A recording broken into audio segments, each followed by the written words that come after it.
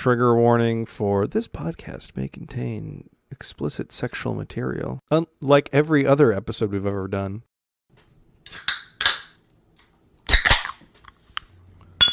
What's up, everybody? Welcome back to another episode of Nerd Nostalgia Podcast. In this episode, the trio is talking about some Steven Spielberg movies.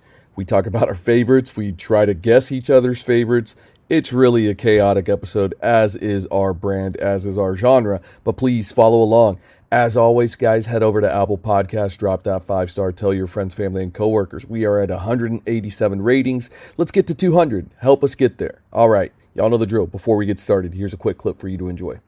I'm Miho Nishizumi, and this is Nerd Nostalgia Podcast. And thanks for stopping by. Panzer Vor! Oh, and fuck you, Bryan, with an I.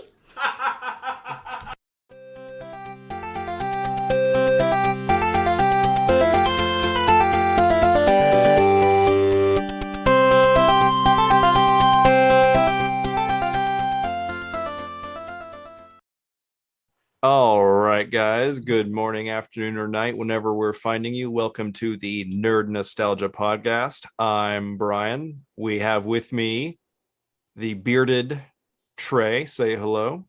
Hi.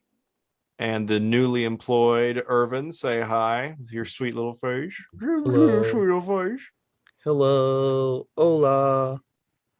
That's for our Spanish listeners. Today, we're going to go through a list of every single Steven Spielberg movie out there and just talk about it. I'm just kidding. That's so Ad nauseum. 1 hour each. No. Nice. We're going to do a battle royale. Oh, God. No. No. The stupid idea. We're talking about Steven Spielberg movies today, or films if you're a nerd. Irvin, let's start with you, even though Trey wants to go first, but his enthusiasm became his downfall. No, Trey. No. I just want to say that for my not knowing where this was going, that this is actually perfect because there's so much that fits. Have you come up with a movie yet? He's only directed like 40. I have, and it's clearly going to be the Goonies. I'm joking. If you were trying to be... So you're DQ'd because he didn't direct the Goonies. He didn't? Is it? No. Oh, no, he didn't. Good call. Fuck you, Trey. DQ. But yeah. You should have just let him run with it, and then you could have gotten the DQ win afterwards. God damn, Trey. No, immediately I win. Where's the game? I win Where's the first, game? and I win finally. If you're trying to impress somebody, then I would go with Schindler's List. All right, Trey. What's your pick? So you have to do one that's based off a book, right? And there's a lot. He's done a lot of adaptations of books. Okay. Tell us what Color Purple is about, because Brian's face is also saying, I do not know what you're talking about. So he's over here trying to click and do a quick read. Yeah. So the Color Purple is it's really about slavery, but it's like kind of this. It's based on a book, The Color Purple, that won awards in itself. But then it won, I don't know how many Academy Awards. I'll have to look it up. Let's see. Color Purple was your pick? If you want to seem highfalutin. All right. I think this What's your started pick? off really Irvin, good. do you have a rebuttal? Yeah, so with Schindler's List, it's historical, man. It's based off of the Holocaust, and so Yeah, and I The don't Color know. Purple is based off of slavery in America. I think you only picked that because I picked Schindler's List. You're like, oh shit, what am I gonna pick? Because I was going to pick Schindler's List. Because I like that movie. Well, no one really likes that movie. It's a good movie. Okay. But It is just a good movie, but I think Bryan was totally planning for this to go a different way than it's going right now. And I'm kind of Really, happy any that it's other kind way. of going this way versus his battle royale style. So what were you thinking? Like Lincoln? Oh, no, Bryan? I'm not participating in this conversation. I'm simply the judge, and I am judging that, unfortunately, Irvin wins this round because you conceded that was the one you originally wanted to do, and so you picked a movie you'd never seen before. But this wasn't a battle royale. Like, I thought this was just, we're going to talk about things in this topic. I didn't know what this was. So I think I wanted to. you were Pretty just sure bringing, it's you Judge were just Supreme. you were narrowing down the battle royale. You just wanted a battle. Yeah. All right, Irvin, you won the last round. So you get to pick the next topic.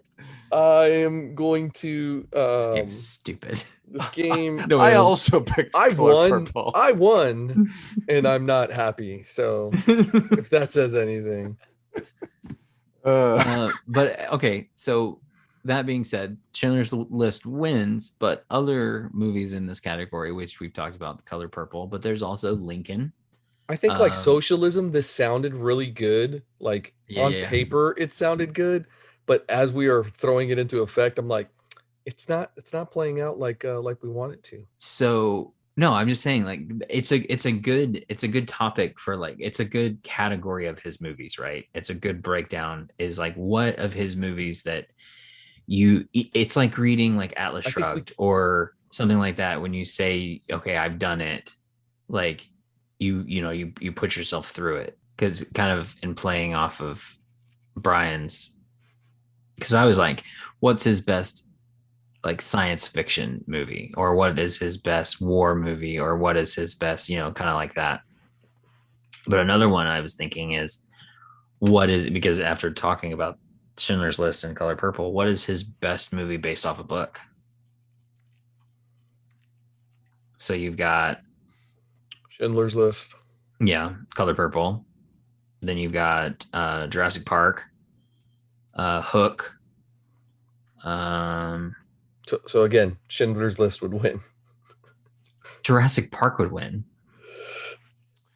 I think Minority Report might be the sleeper on this one, because it's a great film. I think it's really enjoyable action. It's got the mystery kind of thriller aspect to it. Did the iPhone debut in that? No, it was the one that had the like the motion control. Like he was able to like do stuff with his hands and manipulate the screen. Which they tried to do with the Xbox Connect or whatever, but you have, which Minority Report's good, but then you also have that, like that same year or the next year or whatever. No, same year. You have Catch Me If You Can with Leo and Tom. Had we done the original kind of topic of our favorite movie, that would have been my pick. See, I can't like, I love that movie. It's one of those ones that, like, if it's on, I'll watch it. That and The Terminal, both. I love The Terminal with Tom.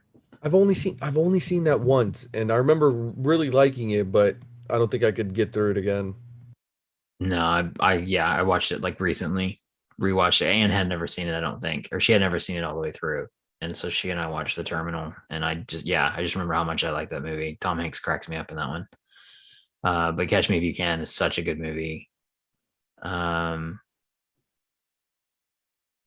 I cannot overlook two of my all-time favorite series, which is Jurassic Park and Indiana Jones.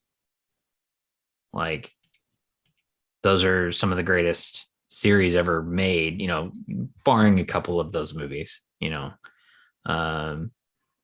just anything after Indiana Jones and the Last Crusade, just don't talk about it. And then, anything after Lost World, Jurassic Park, just don't talk about it. Well, this new one has high expectations, but the newer ones are fine. But he hasn't been directing those, has he? I don't think so. Right. So I think he showed. I don't even think he did. I don't even think he did the third one. Yeah, he didn't. So he did do Crystal Skull on Indiana Jones. Brian's favorite movie. Kind of blew it there. It has it stars his favorite actor, Shia LaBeouf. Shia LaBeouf.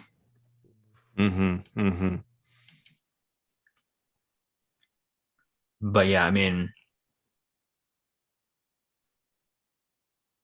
awesome. I just can't. Yeah, I mean, it's Indiana Jones, man. It's Indiana Jones. It like shaped my childhood. It's awesome.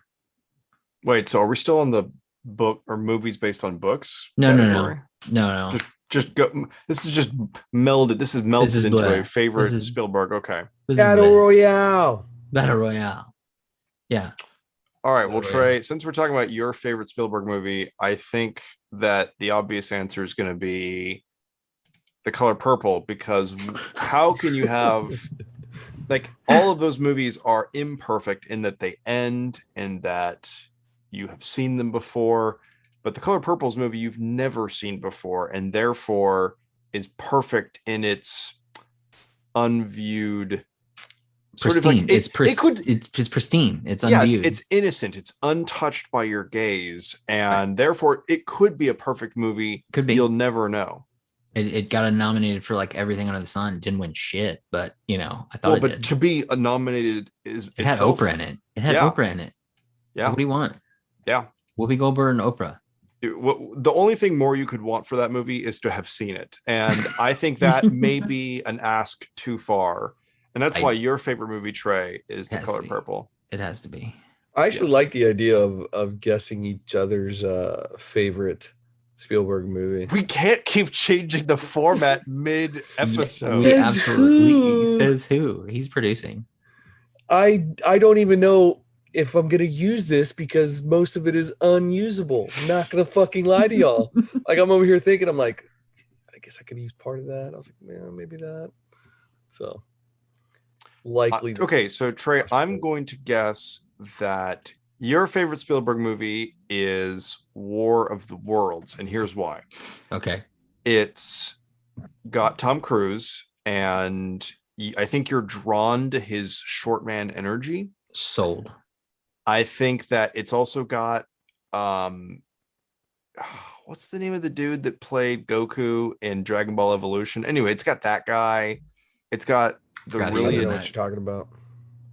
Is it Justin Chat? Oh, it's just I can't look it up. I'm gonna look it up. Never heard of that movie. I don't know what you're talking about. War of the Worlds, the remake. No, I keep going back to Minority Report. Stop clicking on Minority Report. God, I keep doing that. Okay. War of the Worlds. Justin Chatwin. Man, what a name. Anyway, it's got Dakota Fanning, who was crying the whole time. The whole movie. And also I think that you are always going to be drawn to movies that have a nice environmental message, which is the more we pollute, the more likely we are to stave off an alien invasion. So it's pro-pollution in a way, and that I think is really going to appeal to your attitudes about how we can become more of a blight upon the earth. Right. And I think that when you look at the tripods, you think that looks like me. That could be me. And that fundamentally is why you are most in love with the War of the Worlds. No, I agree with that. And I think that some of it has to do with like me feeling this alien race that comes to the planet and does absolutely zero research and like spends countless dollars of their money, whatever that may be, on flying an invasion force over here, but not taking the time to do any kind of samples or anything like that, and then just basically wiping out my species. That speaks to me as half-assing everything. Yeah. And I really feel it. I think you're right. You're right. For sure. Like mastered interstellar travel, mastered human disintegration rays, mastered turning people into like weird veins that are littered all over the planet. Doing a little bit of research on just like medicine and disease communication. No, not going to worry about that at all. Cool. All right. Well, that means that I won the battle royale. No, you haven't. See you guys next time on Nerd Nostalgia Podcast. So I think stay nerdy, my friends. I think your catchphrase. Terrible catchphrase. That's terrible. That's terrible. I think it's funny because it's true. I think your favorite. I'm torn between your favorite, Bryan. I think it's either going to be the BFG. Yeah. For based sure. on the beloved Roald Dahl book, because you're just giant and ugly, and maybe that's why. Good. But I love to hear it. I love it. But 100% chance this episode never airs. So keep going. Wait, is the BFG the sequel to James and the Giant Peach? Because I have no idea. No one cares. What else is the BFG eating? Doesn't that stand for Big Fucking Giant? Yeah. Nah, it's Big Friendly Giant. You dumb. It's Big Fucking Giant. Big Fucking Giant. No, it stands for Big Fucking Gun and Doom. Pew pew pew. But I think that, while that may speak to you more on a personal level, I think deep down your favorite is Indiana Jones and the Kingdom of the Crystal Skull. Yes. Keep selling me on it.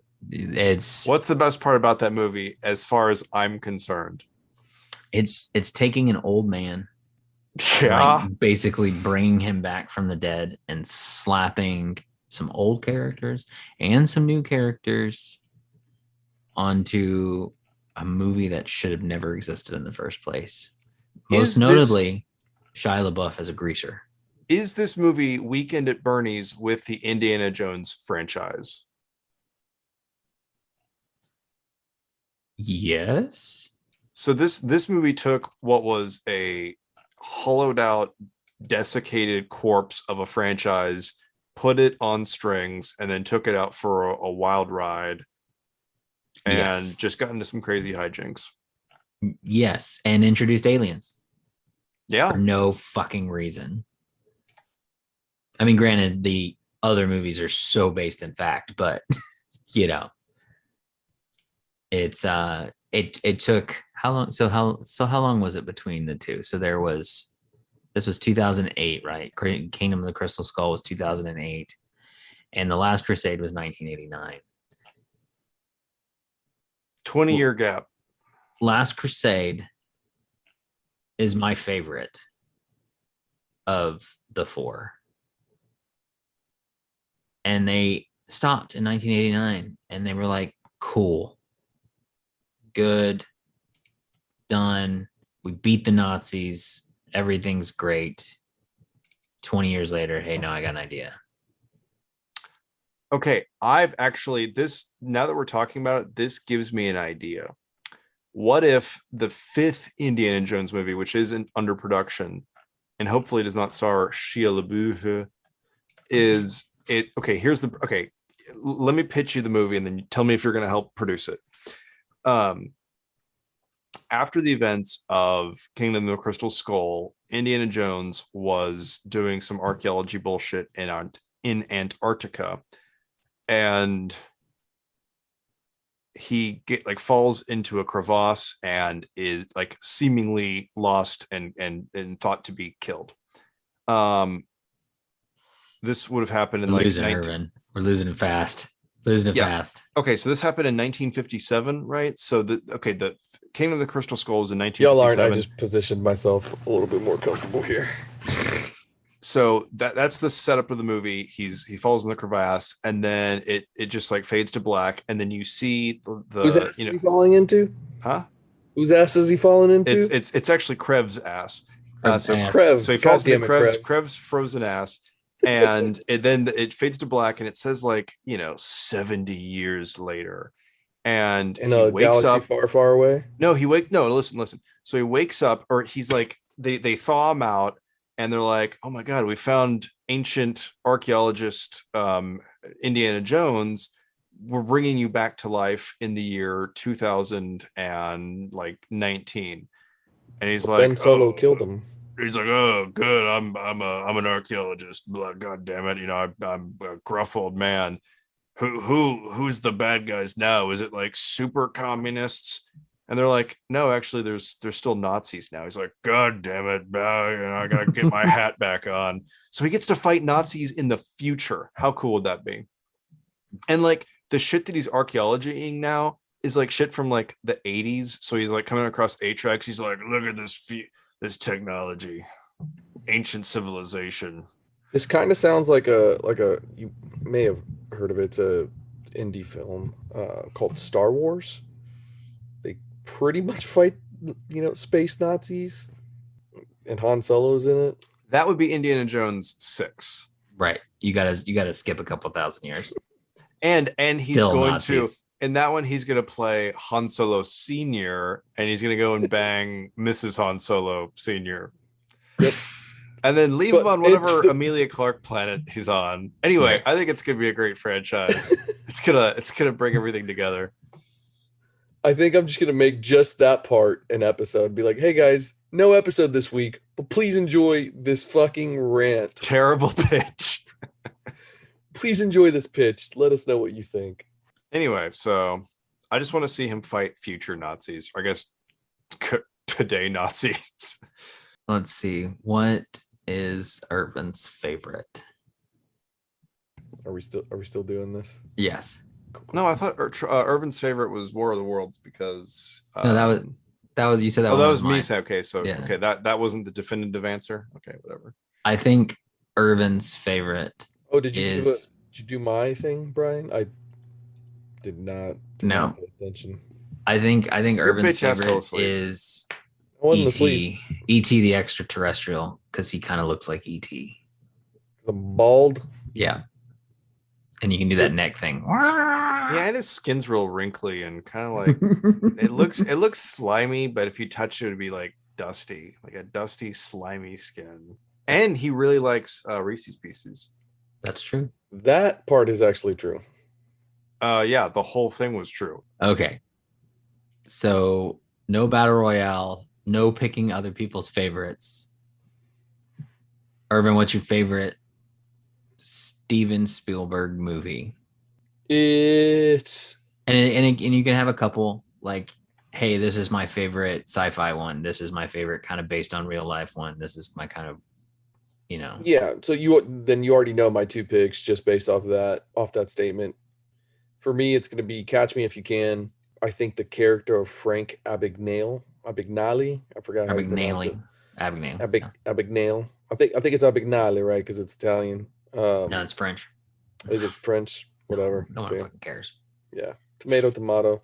He's a really interesting person, especially from like a actual life standpoint, go from being a bad guy to then technically being a good guy. Right. And then he becomes rich as well. As a good guy. Yeah. Yeah. Like this actually happened is super interesting to me. And so it's just a very intriguing character. So I really like that. And then obviously Ready Player One, even though the book is better, and had Disney owned this property, had they gotten the rights to this, I think Ready Player One would have been significantly better because they'd had so much more IP they could have thrown into the movie. Whereas here they had to kind of make some adjustments, make some compromises to what they could and could not do just because of royalty standpoint or copyright infringement, etc. Mm-hmm. So, but still a fun movie. I highly recommend it. But yeah, those are my two. Trey, what are your two favorite movies from the corpus of Mr. Spielberg, Jay? Jurassic Park and Indiana Jones and the Last Crusade are probably my two favorites, and that's hard to do. Like that's really hard because that's leaving out Saving Private Ryan, which is like one of the greatest movies ever made. Great movie, yeah. Now, do I want to watch it like every weekend? No, it's Tom Hanks is in there, right? Yeah, Tom Hanks is in everything. Well, Tom Hanks is in a lot of Spielberg movies. Now that I think about it, that should have been the topic right there. What is the best favorite Tom Hanks movie, or what is the best Tom Hanks movie? Tom Hanks Spielberg movie, yeah. Right, and that was still probably for me be Catch Me If You Can, even like going that topic. But Terminal? I mean, the Terminal is really good, but I think Catch Me If You Can is better. Saving Private Ryan? Saving Private Ryan's a great movie. What else does he do? There's another one that I saw that he's in, but I hadn't seen it. I forgot what it's called. Oh, you're thinking of Bridge of Spies. He's in Bridge of Spies. Tom Hanks is. I feel like there's one more too, but yeah, I was thinking of Bridge of Spies. So yeah, I mean those are probably my two, and that kind of goes with the nostalgic like feel, like Jurassic Park. Like I remember that being probably like the biggest, most popular movie at the time, and like being old enough to go like see it, not legally or whatever, because I think it was it was at least PG-13, if not rated R. But yeah, I mean, it's such a good movie, and it spawned this great franchise. And like The Lost World I love too. It's more Goldblum. That's a good thing. And isn't that Chris Pratt in World? No. Yeah. Is it? And yeah, I'm in World, yeah.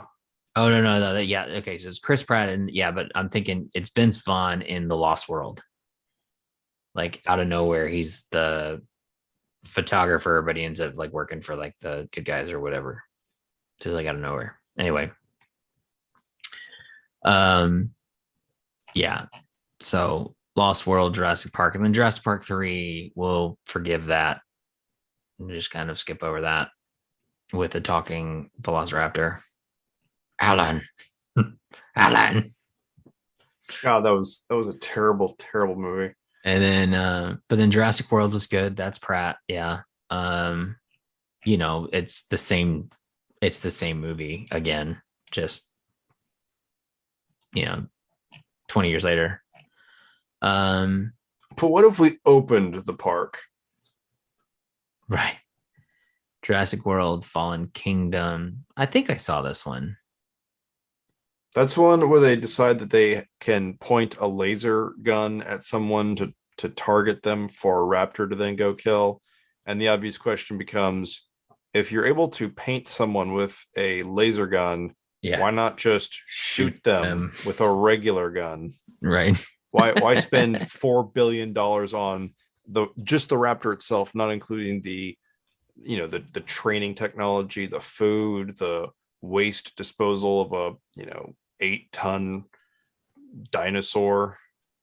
And you then gotta explain how you get a raptor across international borders. There is a new one coming out in 2022, Jurassic World Dominion. What is this one about? Does anyone know yet? Or is it still too far away? I have no idea. It does have the old cast in it though. So yeah, the new one coming out: Chris Pratt, Bryce Dallas Howard, Laura Dern, Sam Neill, Jeff Goldblum. I'm not even gonna try.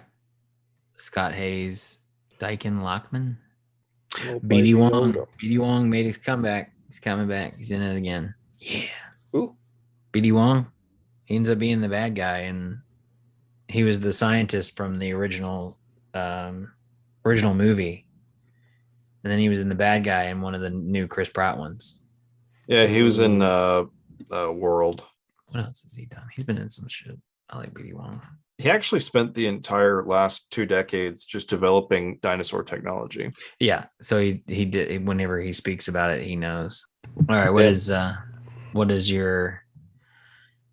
So Irvin's given his. What is your favorites, Bryan? I will only pick one. I really like artificial intelligence. It's the color of purple. The color of purple. Purple. Yeah. Purple color. I forgot what the fuck it was. The purple movie? That purple one. That one. No, I really, really like AI, artificial intelligence. It's a really weird movie. Mm-hmm. It's so depressing. It's weird because it keeps almost like it keeps changing on you. Like at first you think, okay, it's gonna be this, and then it's something different, and then it's kind of an adventure movie, and then it gets to the part where the adventure keeps going, and then they just kind of stop, and then all of a sudden it's like, okay, now we're 10,000 years in the future. Spoiler warning. And by the time it came out 20 years ago. I think we're okay. Yeah, and by the time you get to the end of it, it's a really nice, simple fairy tale almost. And it's got these just stunning visuals. It kind of moves past the horror of being an artificially intelligent person, and the discrimination and all the horror that comes from that, being basically chopped up. But that being said, it's it's a movie that I can always go back to and kind of and see something new. And just frankly, I think it's got Teddy, who is probably the coolest character in any movie, because he's this walking, talking super toy teddy bear, and he's just a badass, and he ultimately saves the day by the end of the movie. So I really like AI, artificial intelligence. It's good little sci-fi. Yeah, it's so strange that it has the Philip K. Dick, Isaac Asimov feel to it. Mm-hmm. I mean, which I guess everything kind of does, because they really started that, or they cemented that genre, right? Mm-hmm. But it's by Brian Aldiss, who I don't know. I'm just now reading this. Super Toys Last All Summer Long by Brian Aldiss. It's written in 1969 short story, and that's what it's based off of. But yeah, it is. I mean, it kind of becomes like a fairy tale, and that's a theme throughout, but with the feel of a, Philip K. Dick or an Isaac Asimov story. But interesting also in this is that AI was dedicated to Stanley Kubrick. Yeah, I saw that he was originally directing it, and that's fascinating. And just, all the stuff that he could have done and what that would have looked like differently. Because I think he was he also directing that he died before he was able to finish. So on March 7th, 1999, 6 days after screening a final cut of Eyes Wide Shut for his family and the stars, Kubrick died in his sleep at the age of 70, suffering a heart attack. His funeral was held 5 days later. So maybe that's what you're thinking, Eyes Wide Shut? Yeah. Which is a great Kubrick film. I started rewatching that again for the first time in a very, very long time the other day, but I didn't finish it. Okay, here we go. AI, artificial intelligence, unrealized projects. Collaborated with Bryan Aldiss on expanding his short story Super Toys into the 3-act film. Long telephone conversation with Spielberg regarding the film, and according to Spielberg, at one point stated the subject matter was closer to Spielberg's sensibilities than his. Following Kubrick's 1999 death, Spielberg took the drafts and notes left by Kubrick and his writers and composed a new screenplay based on an earlier 90-page story treatment by Ian Watson under Kubrick's supervision and specifications. Napoleon was the other one. Following 2001, A Space Odyssey, Kubrick planned to make a film about the life of Napoleon, fascinated by the French leader's life and self-destruction.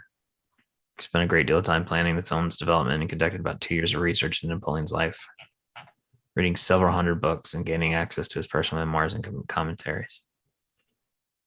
Anyway, talking about AI is kind of cool because that's a good one to, everybody's seen Jurassic Park and everyone's seen Indiana Jones, but AI is one of those ones that kind of flies under the radar. So Catch Me If You Can flies under the radar. Terminal flies under the radar. And AI flies under the radar as well. Spielberg movies that fly under the radar. Let me see if I can give you one that I like that flies under the radar. Let me go back. I can just talk about it real quick. I guess okay. So you did talk about Catch Me If You Can. A little bit, yeah. And then he talks about AI, artificial intelligence. And so one that falls in that, and it's The Terminal. And it's not, I mean, it's still a big movie. Like, I mean, it's still Steven Spielberg directed it. So like it's already given it some pretty good chops. And what's funny, kind of going back to what we're saying, Catch Me If You Can, Tom Hanks, The Terminal, Tom Hanks.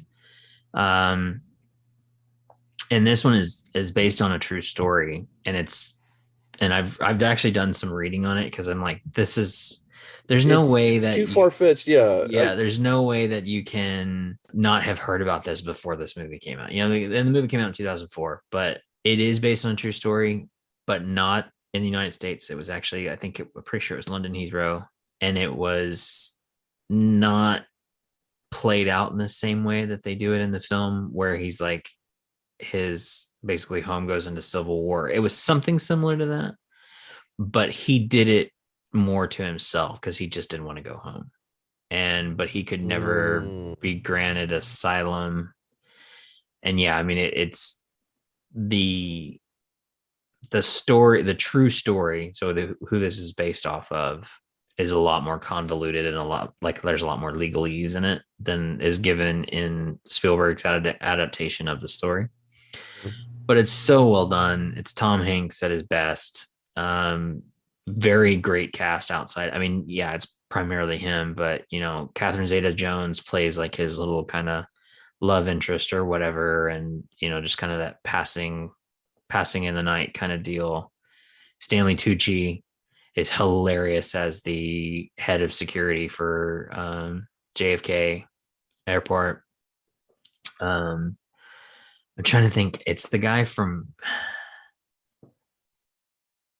Waiting. He was the like wise dishwasher from Waiting. You remember that movie Waiting with Ryan Reynolds? I know exactly who you're talking about, but I don't know his name. Oh, let me see if I can find his name. And as soon as you say it, I'm gonna be like, "Yep, that's his name."